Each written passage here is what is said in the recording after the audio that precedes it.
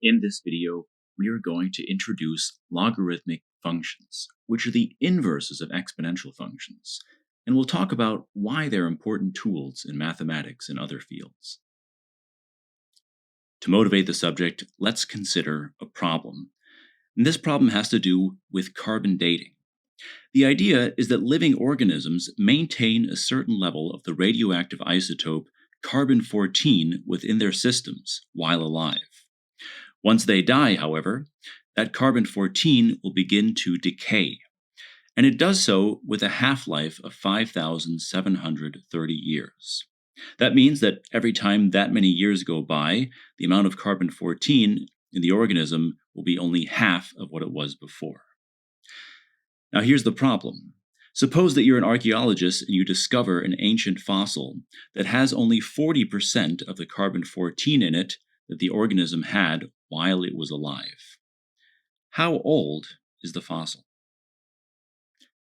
To tackle this problem, we can begin by setting up an exponential model. And what we're going to do is just try to describe how much carbon-14 is in the fossil as a function of time, where t equals 0 is the moment that the organism died. Well, we don't know how much carbon-14 the organism had initially, so let's just call that c. Right? C is some positive constant. We do know that carbon-14 has a half-life, so we're going to use the base 1/2 of 5,730 years. So this exponential function describes the carbon-14 t years after the fossil died. And we want to understand when this amount of carbon-14 is only 40% of its original level. That's 0.4 times c. Solving this equation, in other words, will give us the answer that we want. Now notice that it doesn't actually matter what c is. It simply cancels from our equation. Now to solve the equation, we have to isolate t. But how do we do that? Because the variable t in the equation seems to be trapped in the exponent. Somehow we have to break through and undo what this exponential function with base 1/2 is doing so that we can get t isolated on one side of the equation. It's really not obvious how to do this, but this is precisely where logarithmic functions will come to the rescue. Now, don't worry, we will return to the full solution of our problem before long. For the time being, let's remember that we're searching for a way to undo an exponential function. So shown here is the graph of an exponential function, a function of the form a raised to the power x. And we should consider, by looking at the graph, whether it's even plausible that the exponential function can be inverted. Well, a little bit of thought shows that clearly the answer is yes. Indeed, exponential functions pass the horizontal line test.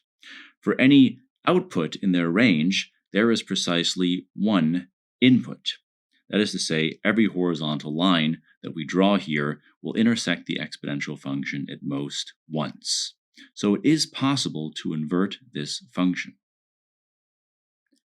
And this insight leads us directly to the definition of logarithmic functions. Here it is.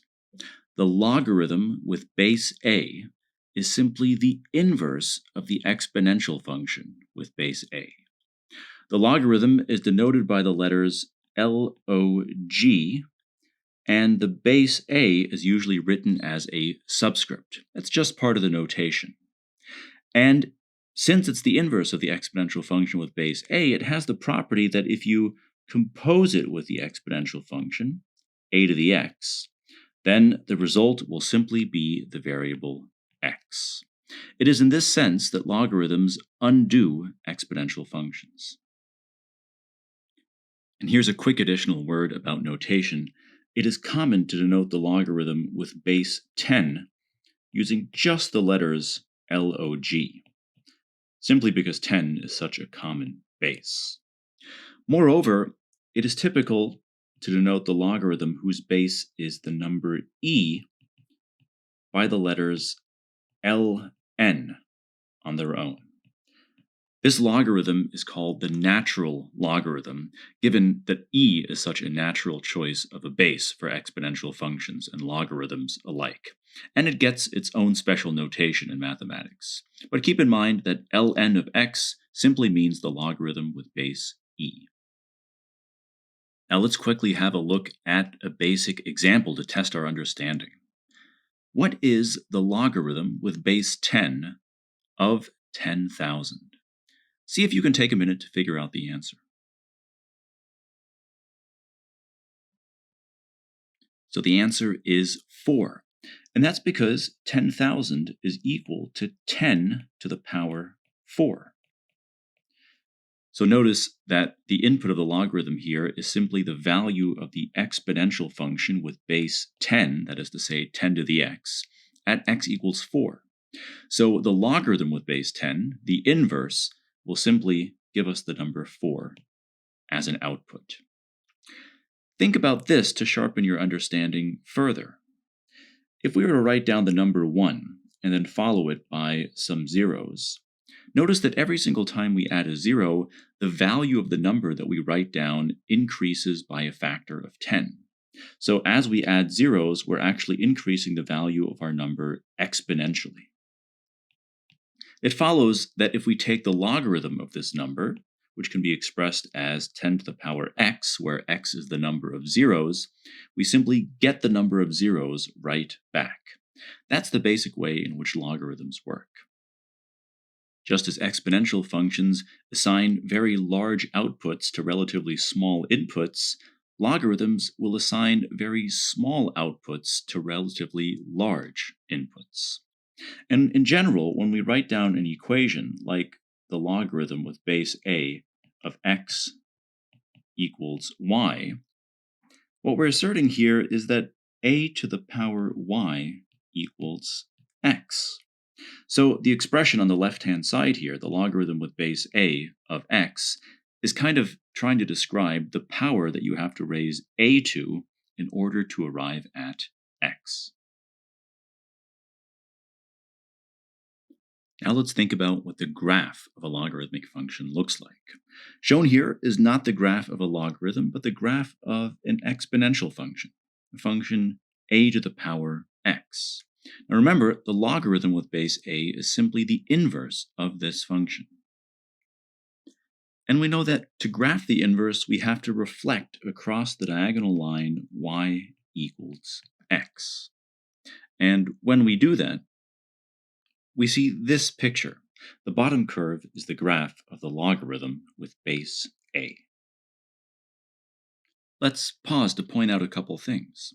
Since the exponential function a to the x is equal to 1 when the input x is 0, it follows that the value of the logarithm when the input is 1 is equal to 0.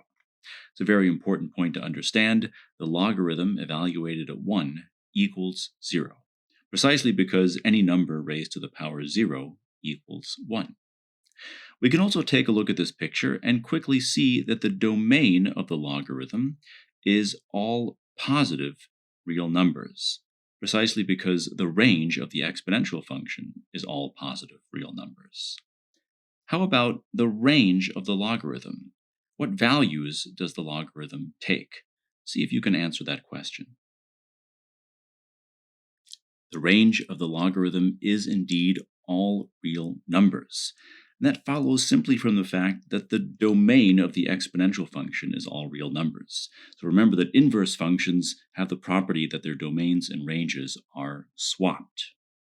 Also, notice that because exponential growth functions grow extremely rapidly, logarithmic curves will grow very slowly. In fact, a logarithm is one of the most slowly growing kinds of functions, but despite its slow growth, it does eventually go to infinity. That is to say, the range of the logarithm is all real numbers, and it will eventually hit every possible value. Now let's return to our problem about carbon dating. Remember that we came up with an exponential function that describes how much carbon-14 is in our fossil as a function of time, t, since the organism died. And remember that to solve this problem, to figure out how old the fossil is, we wanted to understand when that level of carbon 14 is just zero point 0.4 of its original level. And it was at this stage that we were a little stuck, but now that you understand a bit more, see if you can figure out what the next step in the solution should be. What we'll want to do is take the logarithm of both sides of our equation in order to undo the exponential term in the left-hand side of the equation.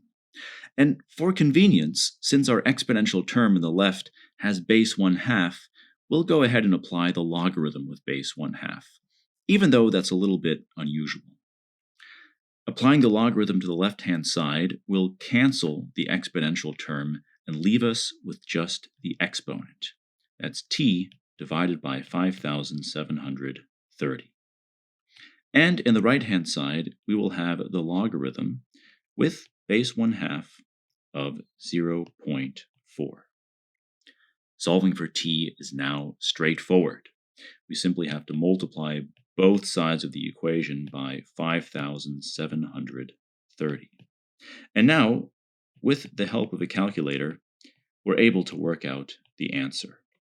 T is approximately 7,575 years.